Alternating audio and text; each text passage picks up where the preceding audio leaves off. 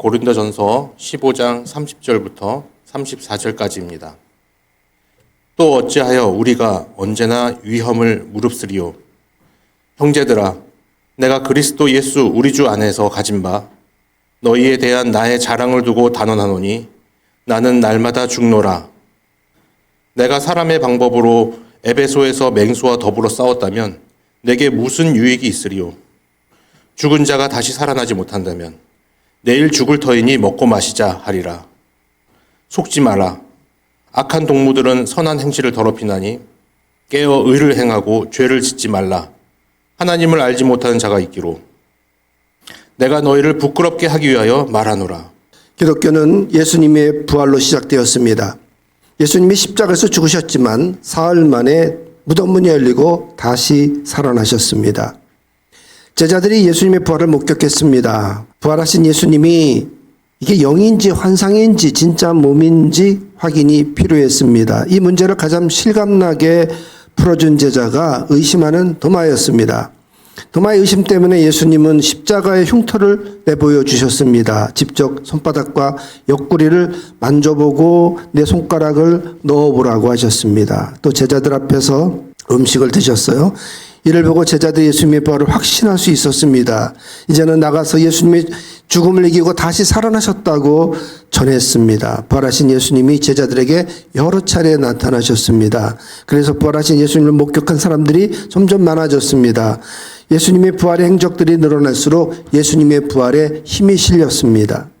당시에도 예수님의 부활을 의심하는 많은 말들이 있었습니다. 그중에 가장 강력한 의심은 예수님이 기절했다가 깨어났다는 주장입니다. 그래서 예수님의 죽음을 확실하게 진단하고 장례까지 치렀다. 그리고 무덤에 안치된 지 사흘이나 지났다라고 방어했습니다. 초기에 4가지 복음 메시지가 나왔습니다. 예수님이 다시 사셨다. 예수님이 부활하셔서 많은 사람들 앞에 보이셨다. 나타나 보이셨다. 예수님이 십자가에서 확실히 죽으셨다. 장례까지 치렀다. 여기 아주 놀라운 신앙 고백이 추가됩니다. 그것은 예수님이 십자가 죽음을 해석한 것이죠. 예수님은 죽음을 이길 정도로 능력의 하나님의 아들이 분명합니다. 그렇다면 애초에 왜 무기력하게 십자가에서 죽으셨는가 하는 의문이 생겼습니다.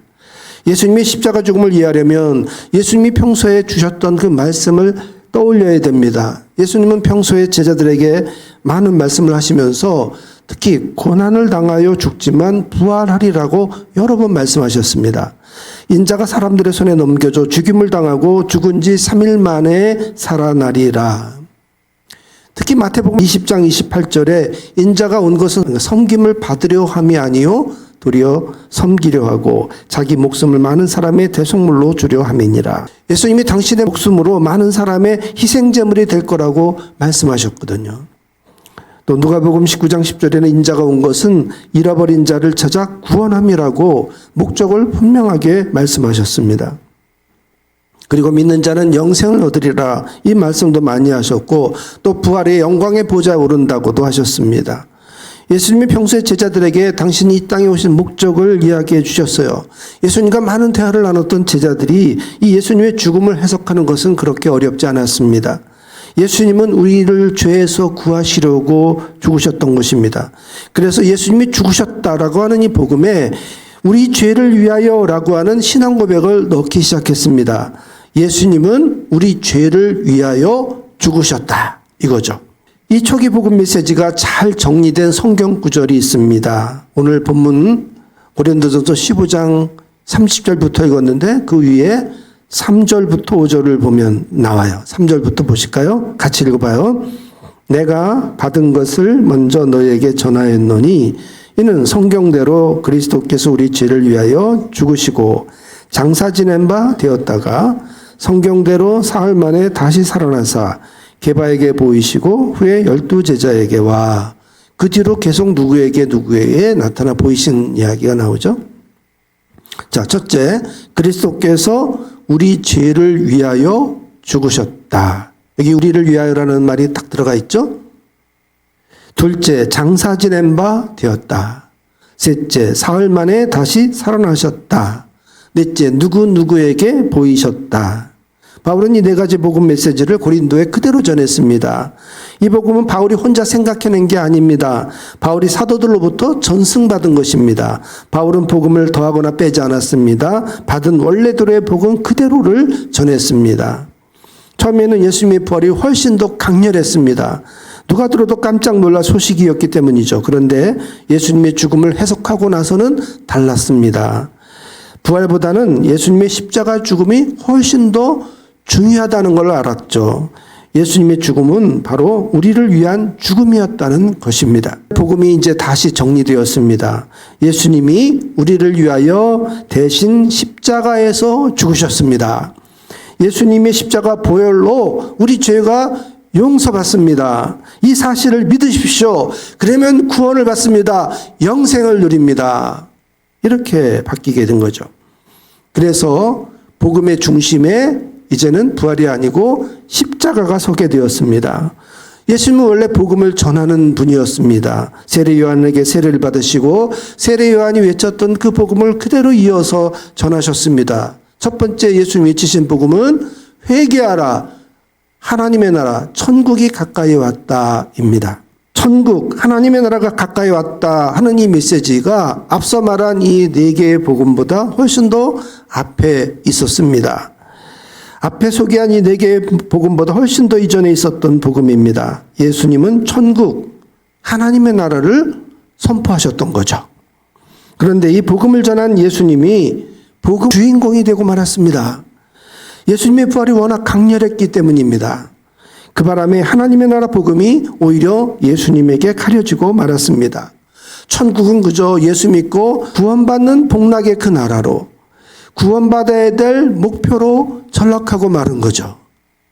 예수님과 십자가는 아무리 강조해도 부족하지 않습니다. 오직 예수, 십자가를 내세우면 다른 교리들은 다 뒤로 밀립니다. 어떤 이론도 잠재웁니다. 십자가보다 더 높고 위대한 가치가 없기 때문이죠. 교인들도 하나님의 나라 이야기보다 예수 십자가 이야기 훨씬 더 좋아합니다.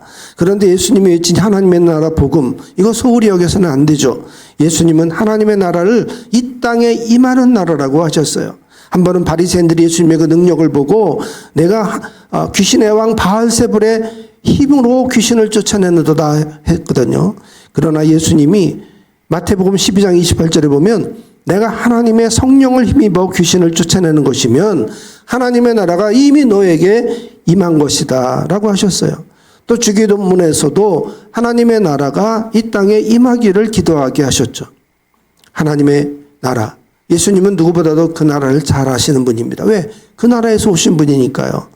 그래서 많은 비유로 하나님의 나라가 이렇다라고 가르쳐 주셨어요. 천국은 밭에 좋은 씨를 뿌리는 사람과 같다. 천국은 겨자씨 한 알과 같다. 천국은 누룩과 같다. 천국은 밭에 감춘 보화와 같다. 천국은 좋은 진주를 구하는 장사와 같다. 천국은 각종 물고기를 모으는 그물과 같다. 천국은 이른 아침에 품꾼을 모으는 포도원 주인과 같다. 천국은 혼인잔치를 베푸는 어떤 임금과 같다. 천국은 등을 들고 신랑을 맞으러 나간 열처녀와 같다. 모두 알쏭달쏭한 이야기들입니다. 그런데 이런 이야기들이 들어보면 딱 하나로 모아져요. 확실히 천국은 이 세상의 가치관과는 다른 곳이라는 거죠. 천국은 준비된 자, 예비된 자가 갈 수 있음이 분명합니다. 나더러 주여주하는 자마다 다 천국에 들어갈 것이 아니요 다만 하늘에 계신 내 아버지의 뜻대로 행하는 자라야 들어간다라고 하셨습니다. 누구나 그 영광의 나라, 영생의 나라를 원합니다. 그 하나님의 나라 가는 법이 따로 있다는 거예요. 먼저 하나님의 나라 백성이 되어야 됩니다. 그리고 하나님 자녀에 속해야 돼요. 그러려면 예수님을 구주로 고백해야 됩니다. 예수님이 내 죄를 사하시려고 십자가에서 대신 죽으셨습니다. 나는 이 망극한 은혜를 입은 자입니다. 나는 예수님이 내 죄를 사하시려고 십자가에서 죽으신 그 사실을 믿습니다. 그리고 나는 예수님 그 자체를 믿습니다. 두 가지를 믿어야 돼요. 첫째는 예수님 자체를 믿어야 됩니다. 두 번째는 예수님이 하신 일들을 믿어야 됩니다. 그러면 천국 시민이 되죠. 누구나 믿음으로 구원받습니다. 천국은 믿음으로 가는 나라가 맞습니다. 내 공력이나 행위로 가는 나라가 아닙니다. 오직 믿음으로 우리는 천국의 시민권을 얻습니다. 그것으로 우리는 하나님의 나라 백성이 됩니다. 자, 천국 시민증이 나왔습니다. 그런데 한국교회는 이게 이제 목표를 달성했다고 그걸로 끝이에요. 그 다음에 없어요. 그저 믿음 떨어지지 않게 교회를 열심히 잘 다니면서 이 믿음 관리 잘하는 게 이제 다 전부입니다. 이게 시작인데 이걸 끝이라고 말하는 거예요.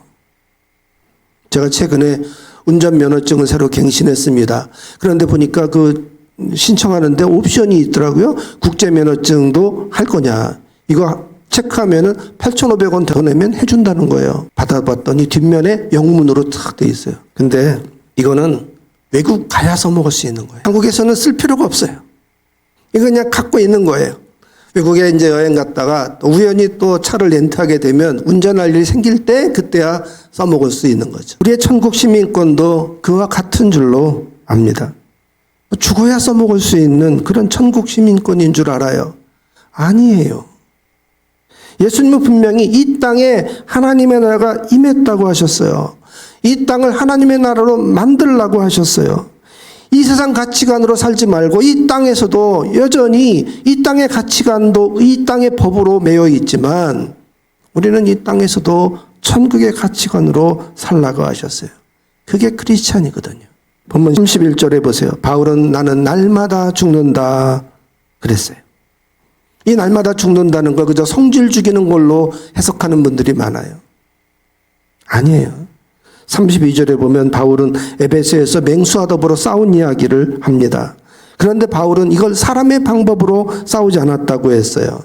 내가 만약에 사람의 방법으로 싸웠으면 내게 무슨 유익이 있겠냐 했거든요. 진짜 맹수하고 싸운 거 아니에요. 맹수 같은 사람들하고 싸운 거예요. 그런데 이런 사람들 이기려면 나도 맹수 못지 않아야 돼요. 그게 세상의 방법이죠. 그 사람보다 훨씬 더 사납게 달려들어야 이길 수 있어요. 근데 바울의 이긴 비결은 따로 있었어요. 그건 뭐냐면 날마다 죽는 거예요. 그게 어떻게 가능했냐면 뭐 죽어도 다시 산다는 부활 신앙으로 가능했던 거죠. 고린도전서 15장이 부활장 아니에요. 30절에 보면 언제나 위험을 무릅썼다고 했어요. 고린도후서 1장 8절에 보면 바울은 에베소에서 힘에 겹도록 심한 고생을 당하여 살 소망까지 끊어진 적이 있었다고 고백합니다. 바울은 에베소에서 아데미 신상을 만들어가지고 파는 그 장사꾼들에게 붙들려가지고 봉변을 당했더랬어요. 폭동을 일으킨 성난 군중들에게 원형극장에 끌려가가지고 물매를 맞아 죽을 뻔했죠. 보면 우상의 도시 그 에베소에서 마술사들을 전도했어요. 근데 그들이 예수를 믿게 되어가지고 그들이 쓰고 있던 그 마술책들을 그 셀수스 도서관 앞에서 불태웠거든요. 근데 바울이 그때 불태운 마술책 1,000만 원 정도 됐다고 그래요. 성경에 나와요. 얼마나 어마무시한 책을 불태우는 퍼포먼스를 했겠습니까? 그 세계적인 도서관, 셀수스 도서관 그 앞에서 마술사들의 그 책들을 불태우는 퍼포먼스를 할 때 그 정도 하려면 정말 죽을 각오로 전도해야만 할 수 있는 거죠. 목숨을 걸어야 그 정도 할 수 있는 거예요. 바울은 에베소에서 공격적으로 전도했습니다. 어떤 위험도 감수했어요. 죽음은 죽으리라는 배짱으로 전도했습니다. 바울은 이것을 나는 날마다 죽는다고 표현한 거예요. 바울이 에베소에서 복음을 전할 때 정말 생명을 걸고 복음을 전하고 복음을 전할 기회가 있으면은 악착같이 놓치지 않고 달려들어서 한 영혼 한 영혼을 구했거든요. 죽으면 죽으라는 배짱으로 전도했어요. 그거는 부활신앙. 내가 죽어도 뭐 다시 살면 되지 뭐. 이런 배짱이 있었기 때문에 가능했던 것입니다. 우리는 미래에 써먹을 천국 시민증을 갖고 있는 게 아닙니다. 이거 미래에 써먹으려고 간직하는 걸 장롱 면허증이라 그래요. 여러분 그런 거 아니에요. 현재 당장 써먹을 수 있는 천국 시민증입니다. 멋진교회 비전의 핵심은 하나님의 나라입니다. 하나님의 나라는 하나님이 다스리시는 나라예요. 물론 믿음으로 구원받는 이 교리가 굉장히 소중한 교리죠. 근데 그게 하나님의 나라를 덮어버리면 안 되거든요. 이신칭의는 뭐냐면 면허 따는 거예요. 그거는. 면허를 땄어요. 그럼 그걸 써먹어야 되는데 써먹는 이야기가 없는 거지. 하나님의 나라 이야기는 바로 그 면허를 지금 우리 현장에서 쓰는 이야기거든요. 하나님이 다스리는 나라. 그러면 뭐예요? 그 나라 백성은 하나님의 뜻에 순종해야죠. 내 뜻을 죽이고 하나님의 뜻을 헤아려서 순종해야죠. 제가 늘 외치는 구호 5가지가 있습니다. 예수, 십자가, 보혈, 구원, 그리고 순종. 이 순종이야말로 예수님을 왕으로 모시고 그분의 뜻을 따르자는 거거든요. 멋진 교회 비전은 바로 하나님의 나라를 이 땅에 세우기 위해서 우리가 이 시민증을 쓰고 있는 그런 교회라는 거예요. 순종하려면 나를 죽여야 됩니다. 예수님도 아무든지 나를 따라오려거든 자기를 부인하고 자기 십자가를 지고 나를 쫓으라고 하셨어요. 자기 부인이 뭐예요? 날마다 죽는 거예요. 죽을 각오로 복음을 전하는 거예요. 어떤 위험도 무릅쓰고 한 생명을 구하는 일이라면 달려드는 거예요. 죽으면 죽겠다는 심정으로 달려드는 거예요. 그런 배짱, 부활 배짱으로 복음을 전하는 게 날마다 죽는 신앙이에요. 이것이 바로 예수님을 닮자는 우리 멋진 교회의 비전입니다. 예수님도 그랬고 바울도 그랬듯이 우리도 한순간도 한 영혼을 구하는 일 놓치지 말고 목숨을 바쳐 전도합시다.